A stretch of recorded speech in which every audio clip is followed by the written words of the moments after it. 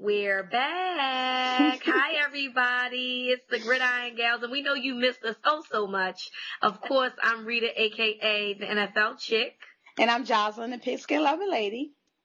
And we're finally back bringing you with Week 11 picks of the NFL season. We know it's been a long time coming, but we love doing them just as much as you love watching them. So let's get back to picking the games like we usually do. First game that we have is the Washington Redskins at the Tennessee Titans. And this is the return of Albert Haynesworth, from Tennessee to Washington, and he's going back to his old team. He got caught with a lot of controversy this past week because he just laid on the ground while Michael Vick stayed in the pocket in that debacle against Philadelphia. So many bad things could be said about Washington. But, Tennessee lost to the Miami Dolphins last week as well, and they've been having issues at the quarterback position as well. This is a hard game for me to pick, but I think I'm going to go with the home team. I don't think that the Washington Redskins have an answer for Chris Johnson, per se. Yeah. I'm going to go ahead and I'm going to pick the Tennessee Titans because I think Chris Johnson might have a good day today. That's exactly the same reason why I'm going to pick them. But part of me wants to say, is the Washington Redskins really that bad? No. So if they were to win, kudos to them. But they put on a horrible display for Monday Night Football for all the world to see. And until they show me different, I just don't feel comfortable picking them. And like you said, they couldn't stop Michael Vick. How are they going to stop Chris Johnson? So I'm going to go with the Tennessee Titans as well. Okay, so both of us are picking Tennessee, and I don't think that they're that bad. I just think that they just got shellacked on Monday night. The next game that we have is the Green Bay Packers at the Minnesota Vikings, and we know that the Packers have been injury prone. They've been going through a lot, but they've rested last week. The Vikings are just, they pretty much have so many issues. They are that bad. Exactly. They've pretty much given up. I don't want to say that because 2 weeks ago, Brett Favre had a career day, but then last week they stunk it up. I don't know what to say about this Vikings team. I'm not picking them. I'm picking the Green Bay Packers because I think right now the Green Bay Packers got some rest. They got some time off, and, maybe they can start getting better now that they've come into the second half of the season. I think that the Vikings are just tired of Brad Childress. They're tired of fighting for themselves, and they see that the playoffs are out of reach. They have nothing else to fight for.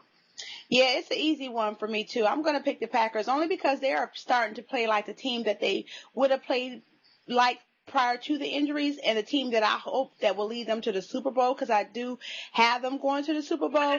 And with the Vikings, I don't think that they gave up, but with Brett Favre, you get what you pay for.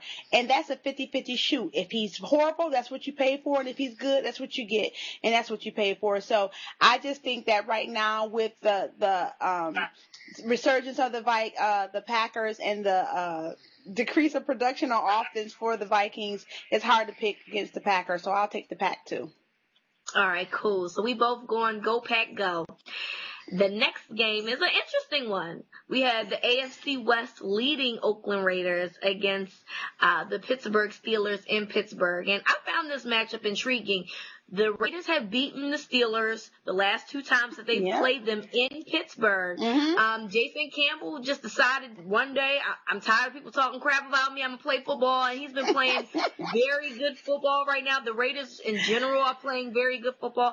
And I think this is the time of year that you start to see some matchups. I think that the Steelers secondary got exposed against New England last week. I've always been high on the Raiders tight end Zach Miller. I think they got a lot of speed in the wide receiving corps that the Steelers may not be able to keep up with. They're playing really good football now, and I'm going to go with the hot hand right now. The Raiders are playing really good. I'm picking Oakland.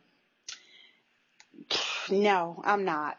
You know what? Here's the thing, though, Rita. If the Raiders win, I would be elated. But it's just hard for me to believe that the Steelers are not going to be able to adjust to right the ship against what happened against the Patriots. The Patriots have the Steelers number. So although they beat them, that to me wasn't as common as the Raiders beating the Steelers. That, to me, that still is an anomaly. You know what I'm saying? The Raiders beating the Steelers.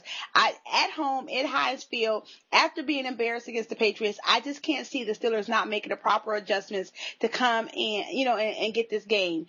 like I said, if the Raiders win, I'll be happy for them. But I gotta give it to the black and gold. All right, cool. I'm going with black and silver. You're going with the black and gold. yeah. All right, that's cool.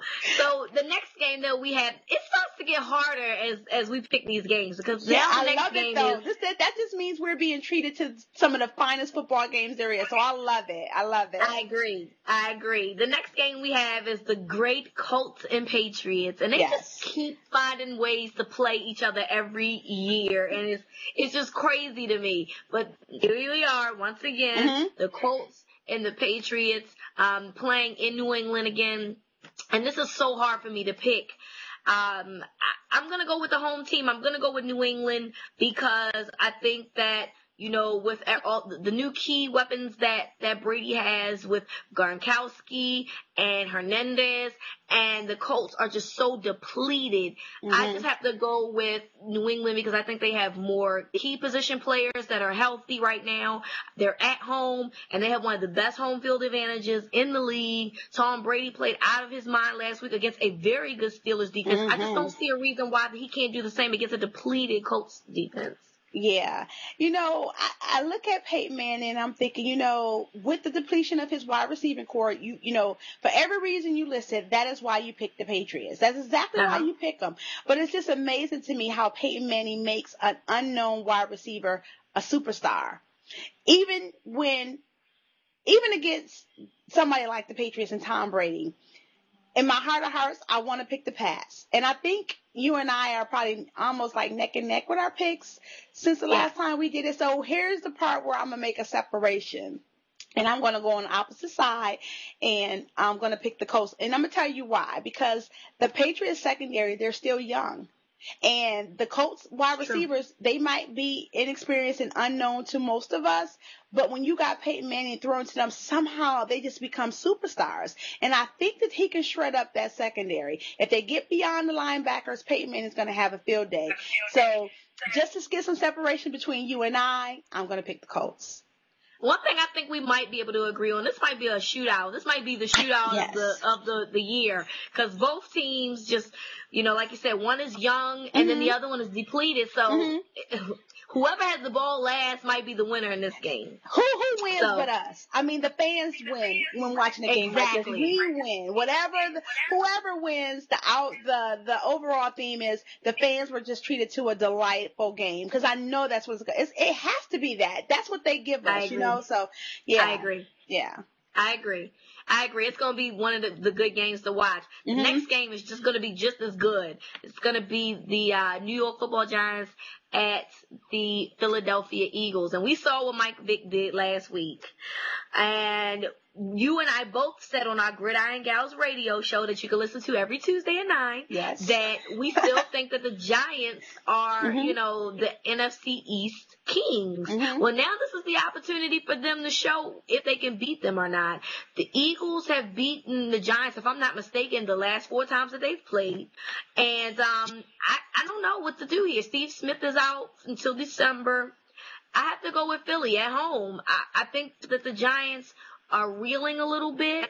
They got beat down by the Cowboys, and I don't think that's going to happen this Sunday, but I do think that maybe they're going to be reeling, and with the way that Mike Vick is playing, I just got to go with Philly right now. You know, the Giants losing to the Dallas Cowboys was a moral victory, but morals won't buy you a Super Bowl. So I'm going to let that win against the Giants, you know, okay, for the Cowboys fans so they don't commit suicide. But here it is. You know, the Giants defense, they're going to stop Mike Vick. He's going to get sacked about a good 4 times. So what's going to happen is he's going to have to become a pocket passer. He has improved in that area tremendously this year. But what that means is that's going to give the Giants the secondary opportunity to stop Deshaun Jackson. And I'm not saying that it's not going to prevent him from scoring a touchdown, but I think the Giants defense will be able to contain the speed of the Eagles defense. And I just think when it comes to physicality, the Giants have the advantage over the Eagles. And I'm going to give it to the G-Men. This is the game that they're going to prove that, yeah, you had a good game against Washington, but you will not do it against us. And I'm going to go with red, white, and blue, New York. All right, cool. And the last game that we have is the Broncos at the Chargers. And I picked the Broncos to win last week. I was like, they're probably going to grow a pair of balls. And that's what they did. They grew a pair, and they beat the Chiefs. They beat them down. And then, the Chargers, they're slowly starting to get healthy because Phillip Rivers was playing with people that I had never even heard of before. And now he's slowly getting his guys back. You know who I'm rooting for. I think that the Chargers are a better team overall. They have the better quarterback. Even with the wide receivers being depleted, I'm still picking them over Denver's because Phillip Rivers is throwing to them, and they have the better defense. I'm picking the Chargers because right now I think that the Chargers are a better team, and I think that they know that the AFC West is on the line right now. Yeah, I agree. And beating a division opponent is the best way to get that conference record. So I'm going to go ahead and pick San Diego. I'm going to pick San Diego, too, because even in defeat, they've been consistent, whereas the Broncos have not. And, in the division, it's familiarity, and the Broncos, to me, they don't have an identity. Phillip Rivers is the identity of the San Diego Chargers. You don't think about them without putting his name in front of it. So with that, and just the fact that that is your boo and whatever, I'll give him the nod. But I think they get it done against the Denver Broncos as well. All right, cool. So that is our pick. Those are our picks, actually, for Week 11 of the NFL. And don't forget to go to our websites. Mine, of course, is the NFLchick.com. Tell them yours. www.pigskin11lady.com. You can find us on Twitter as well, the NFL Chick and Pigskin Loving Lady, and of course GridironGals.com. And we do Gridiron Gals Radio every Tuesday at 9 p.m. talking about the hottest topics in the NFL. So we hope that you guys have a great weekend. We hope that you enjoyed the Dolphins game tonight against the Bears, or yesterday, I'm sorry. And you guys just have a great weekend. All right, peace out.